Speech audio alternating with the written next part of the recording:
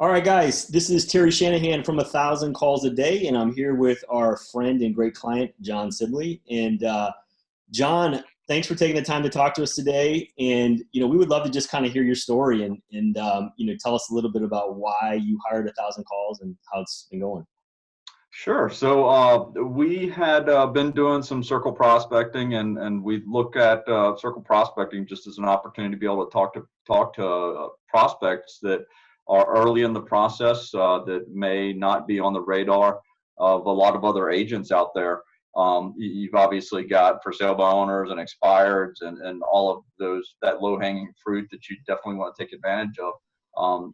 However, circle prospecting is a way to definitely fill your pipeline with prospects that are a lot of times, quite often, very eager to talk to you, interested in real estate, and that's a much more of a long-term effort. So, and sometimes you get some nuggets in there where you talk to people who may be a little bit more serious up front, and that's really how we looked at it.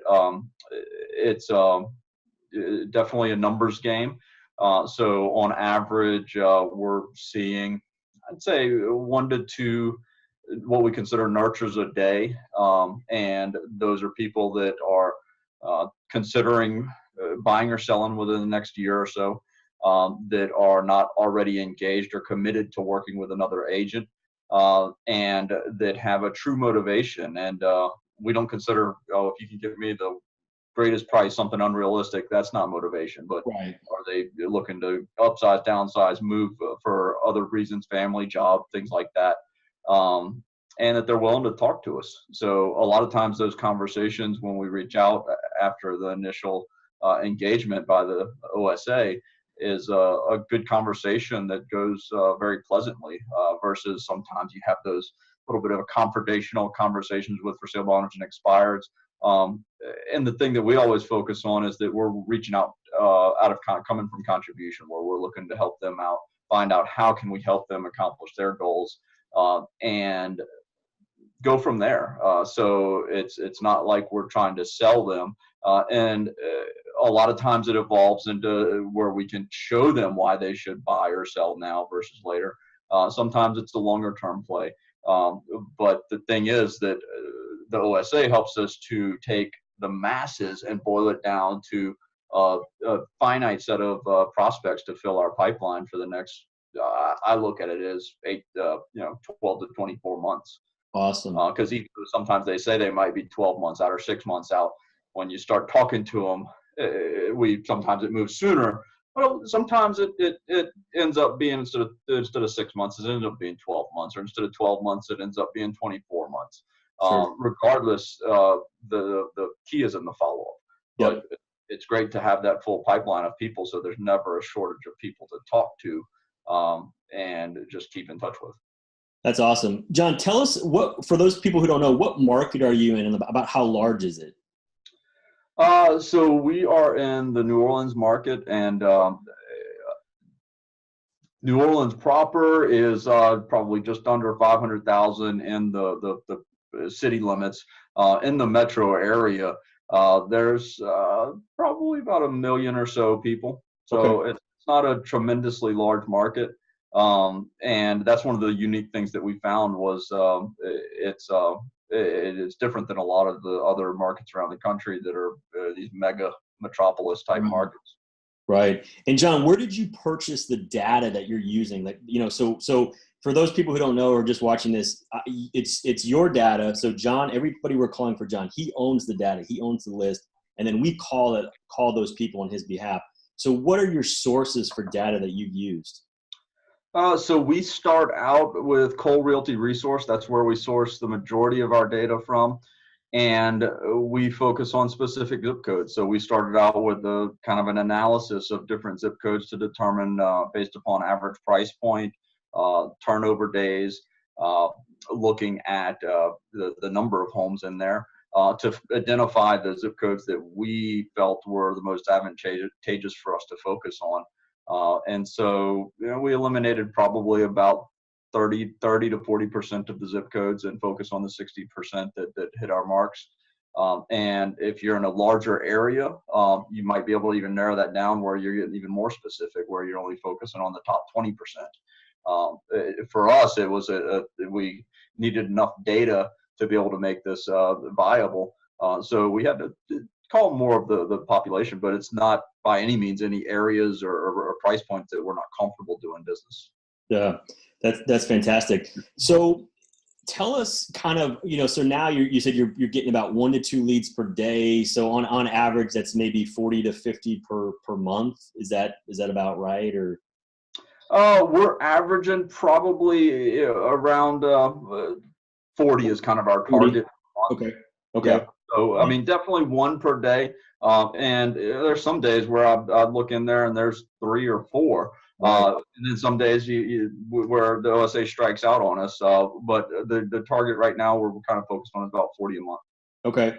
And so so looking at those 40 leads per month versus maybe some other sources that you could try or have tried in the past, how would you say your closing ratio is? I don't know. Do you track closing? Do you track listings? What do you track from those 40, and like how do those numbers? So we're still with our tracking. I mean, we are tracking it, and we had transitioned from some other OSA and circle dialing activities last year to this year. So we really don't have as firm of a handle around as we would like to yet, but we're going to be tracking it really intently this year. Really, we look to get ideally out of our lead sources a 10x return on investment. And last year for our circle dialing, we were looking at, I think it was about a 5x return on investment. Okay. And keep in mind, I mean, that's something that over time we expect will be compounded because some of that pipeline that was, the expense was last year, but we continue to nurture and keep in our follow-up program. That's going to actually turn into revenue this year. And then even some of it might be 2 years down the road. So the longer you stay at it, the better that return on investment typically will get, is our hypothesis, which makes sense. And we've already seen that kind of come into fruition. That's awesome. So are you seeing your ROI with us? Do you have any idea kind of where it's at with 1,000 calls? Right now, we're probably looking around that kind of 4 to 5x return on investment, and that's lower than we would like. However, it's one of those things, like I've mentioned, it's more of a long-term play where these are people that when the OSA called them, that might have been the first kind of seed in their mind of possibly selling. So it's not people who are for sale by owners on the market right now. So it's a longer term play. So it's like I said, I mean, that's why it's harder to measure in the short term, and we weren't as good as tracking it right out the bat. So now that we've got more robust tracking and we're really focused on tracking that better, I expect that we'll start to get a little bit more accurate numbers there. Yeah, that's great. Yeah, I mean, I tell people your return should grow year 2, 3, 4, and beyond because of all those nurturers that are hanging out. So tell us what CRM you're using, and do you have a team, or kind of tell us a little bit about your team or your setup, and then what CRM you're using after we pass you the leads. So I do have a team, and we are currently in 2 market centers. So we're with Keller Williams. And we have an office in the Metairie office, and then our Slidell, Louisiana office, which they're about 30, 45 minutes apart. So we're doing expansion with Keller Williams and are actually currently hiring for some opportunities on the team in those areas.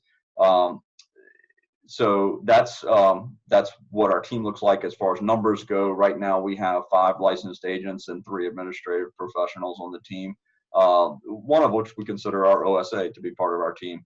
And then we've got a marketing coordinator and a transaction coordinator that helps run the rest of the show. Our technology is back end is kind of rooted in Top Producer. So Top Producer is what we use for managing all of our transactions and long-term contacts. We are starting to use Boomtown. We've actually launched that here in the past year. And so that's on our front end, on our lead tracking and generation platform online. those kind of put together with obviously a patchwork of other technology that kind of keeps everything traversing between the website and the CRM and Mojo and different dialer systems and things like that. So.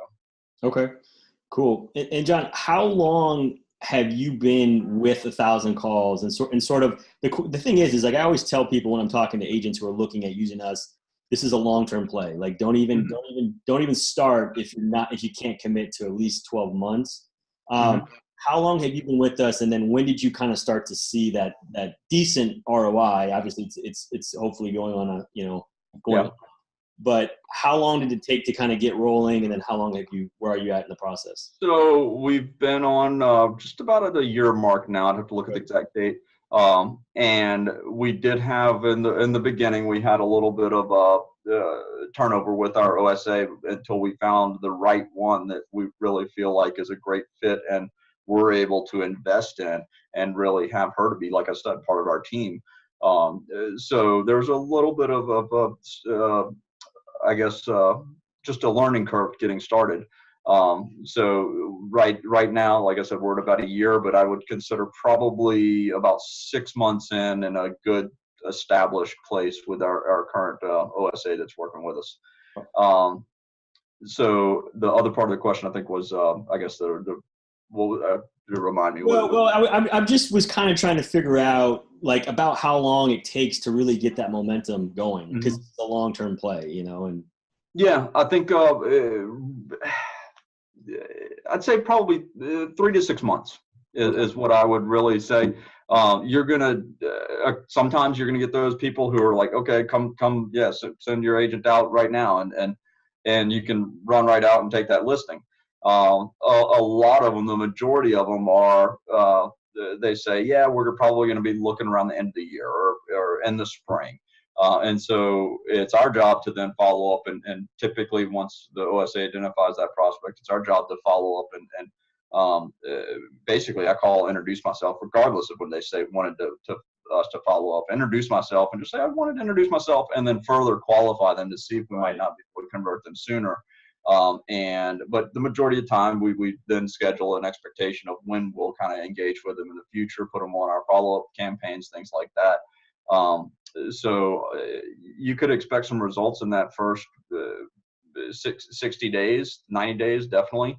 You're going to really start to see it between that 6 and 12 month mark though. Awesome. And John, within Top Producer, so you personally call all the leads to further qualify them or just to touch base and just kind of see where they're at. And then after that phone call, I assume you tag them or properly in Top Producer, or your team does.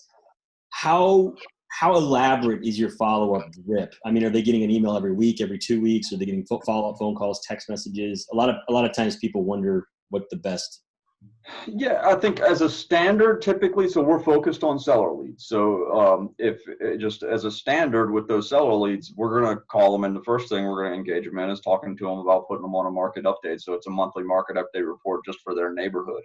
It's an item of value to get them something interesting that we're sending them that's going to keep them engaged with us. So that's a monthly touch, and then we'll also set them up on our other monthly touch campaign. So I would say between the market update report, our standard, we got a monthly email touch, and then we'll typically set them up on a monthly postcard or direct mail, something in their mailbox as well. So hitting them from different angles there, and then overlaying that with if they're long-term, a quarterly check-in. But sometimes we'll adjust that and when I say quarterly check-in, that's a phone call. And sometimes we'll adjust that though to where it might be monthly if we feel like there's somebody who could be possibly ready to go sooner. Because the last thing we want to do is invest in those other forms of communication and then call them in 3 months and find out that they listed a month ago with another agent. So we kind of gauge that on a case-by-case basis. Cool. You're making Gary Keller proud, John. 8x8, 33 touch, man. Good for you. Last question for you. I really appreciate your time. What advice would you give to an agent who's in another market who, is thinking about doing this sort of campaign, or, hiring 1,000 calls, or, doing some more serious outbound prospecting?